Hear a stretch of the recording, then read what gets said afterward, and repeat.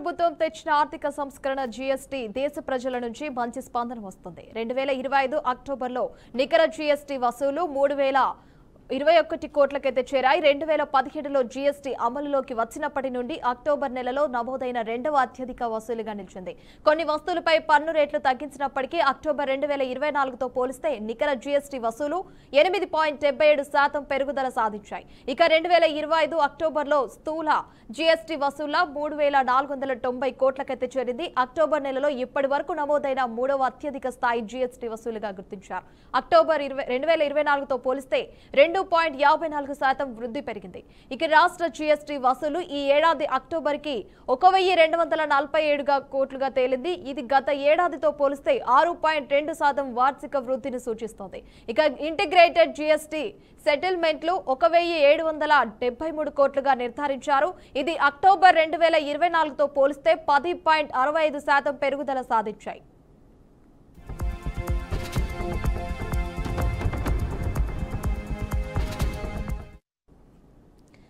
Petroleum ఉత్పత్తులపై విఏటీ వసూలు 1282 కోట్లుగా చేరింది. ఇది అక్టోబర్ 2024తో పోలిస్తే 7.88% వృద్ధి.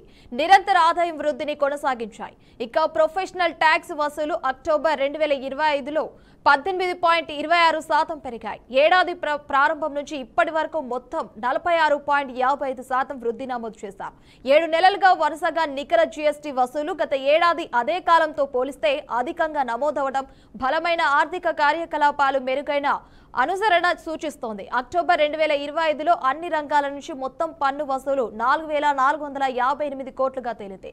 ఇది అక్టోబర్ 2024తో పోలిస్తే 8% వృద్ధి చూపించాయి.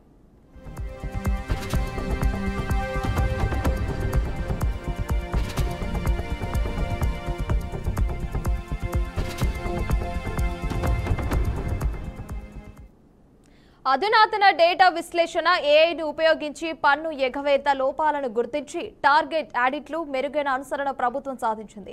కేంద్ర రాష్ట్ర పన్ను అధికారుల మధ్య సమన్వయం మెరుగుపడింది. ముఖ్యంగా ఐజీఎస్టీ రివర్స్ మెకానిజంల ద్వారా ఖచ్చితమైన సెటిల్మెంట్లకి దోహదపడింది. పనితీరు ఆధారిత మానవ వనరుల వ్యూహం ద్వారా అత్యుత్తమ పనితీరు చూపిన పన్ను అధికారులకు కీలక ప్రాంతాలకు నియమించారు. అందుకే ఇలాంటి ఫలితాలు వచ్చాయి.